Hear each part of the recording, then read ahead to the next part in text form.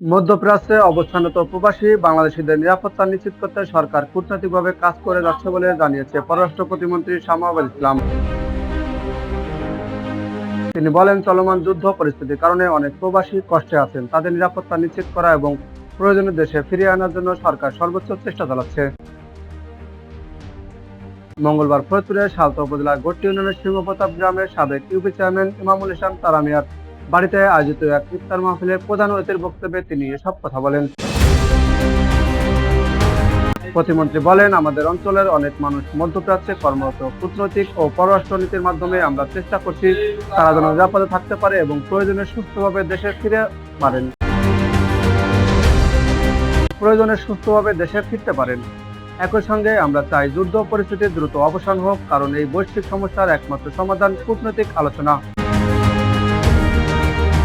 স্থানীয় উন্নয়ন প্রসঙ্গে শামা বলেন, আমি যখন সংসদে বসি তখন মনে হয় আমি সালথা নগরকান্দার সকল মানুষের নিয়েই সেখানে উপস্থিত আছি। তাই এখন সময় দলমত নির্বিশেষে সবার উন্নয়নে কাজ করার।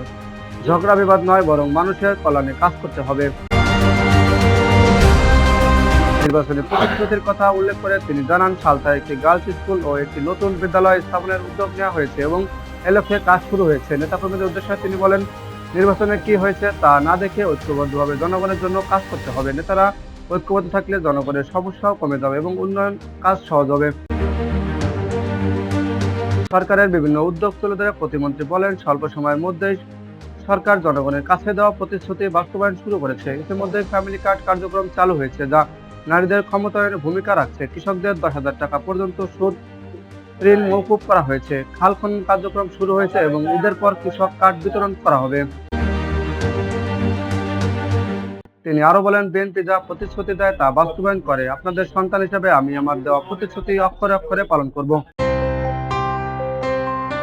অনুষ্ঠানে সালথা উপজেলা পরিষদের সাবেক ভাইস চেয়ারম্যান আসাদ মাতুব্বর, বিএনপির সাবেক সভাপতি মোহাম্মদ সিদ্দিকুর রহমান, সহসভাপতি শাহীন মাতুব্বর, সিনিয়র যুগ্ম সাধারণ সম্পাদক খায়রুল বাশার আজাদ সহ স্থানীয় নেতাকর্মী ও স্থানীয় ব্যক্তিরা উপস্থিত ছিলেন।